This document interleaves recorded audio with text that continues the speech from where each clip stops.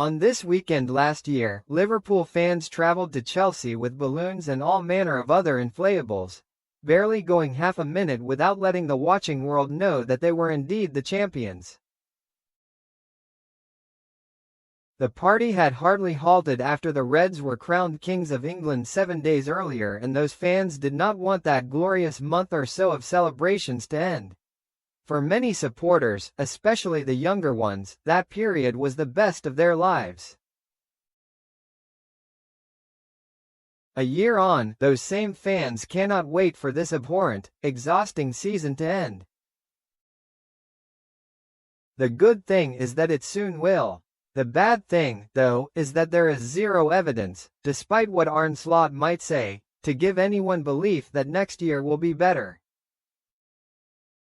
They are just not learning from the multitude of mistakes that have ruined this season.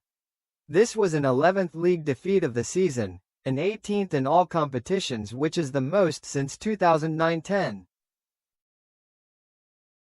Most have followed a similar pattern, glimpses of quality overridden by vulnerable, sloppy and naive football.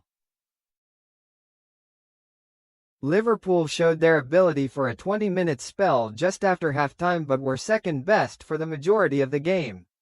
They could be proud of their performance after the break, but the insipid, mistake-laden first half meant the damage was already done. Alongside 7 draws, Liverpool have now dropped points in more games than they have won.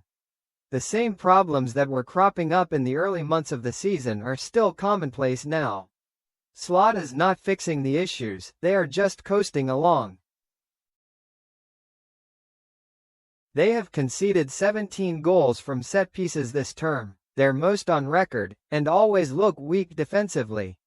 The midfield is far too passive. The once formidable duo of Alexis Mac Allister and Ryan Gravenberch are now shadows of their former selves.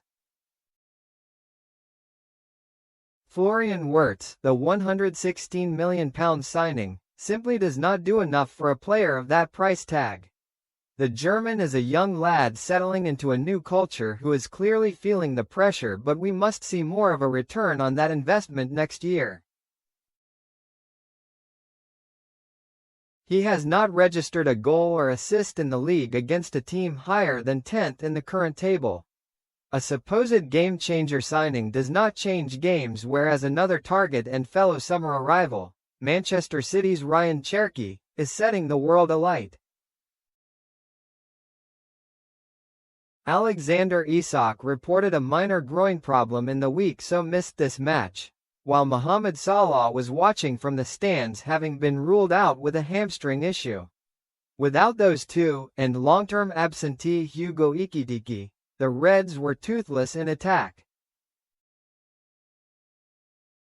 It also raised a wider issue that replacing Salah will be harder than many may think.